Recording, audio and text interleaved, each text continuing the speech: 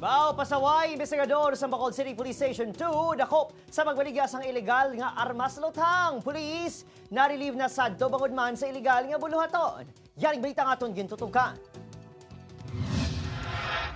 Sa edad nga 36 anyos, posibleng makakasaserbisyo si Police Staff Sergeant Jerwin Arevalo Catolico sa Barangay Granada, Bacolod City matapos nahulog sa rapid operations ng PNP Integrity Monitoring and Enforcement Group kag CIDG-6 sa pagbaligas ng ilegal nga armas lutang. Sunod sa Bacolod City Police Office, madugay na natiktikan si Catolico nga nagaduso sa ilegal nga armas. Makapilaman ka beses sa ginatanyag sining mga items sa mga kaangay nga pulis. Kisa, nagaobra pa inisang group chat para sa mga posible parokyano, agud itanyag ang malaragway sa armas.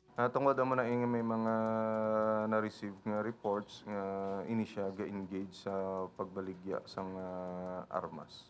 Pasado las 10 kahapon, saging kasang operasyon batok sa pulis, ng isang active members ng BCPO kag-assigned bilang investigador sa Police Station 2. 12,000 pesos nga kwarta, kalibre 45, mga magazine kag cellphone ang na-recover kay Catolico. Sa pagpangusisa sa BCPO, anay na ini na-relieve sa posisyon apang ginhatagan sa kahigayunan nga makabalik sa pwesto kag na destino sa Police Station 2. Ginaano tagid no ang aton nga mga kaupdanan sa kapulisan nga hindi gid no magpadala sa kwarta nga maglikaw gid sa pag-engage sa illegal activities.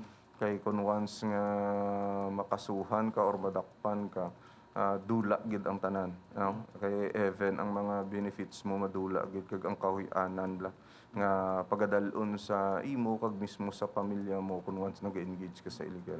Sa karon, nahunong ini sa custodial facilities ng CIDG sa Cap Alfredo Montelibano kag nagapangatubang sang kaso sa paglapas sang RA 10591 kag Comlec gun ban. Nagpadulong ang GMA Regional TV sa talatapan sang CIDG agud makuhaan sang bahin si Catolico apang ginadumilian ng media sa lugar. Opod Kirinal Casilio, Adrian Priatos, on Western Visayas.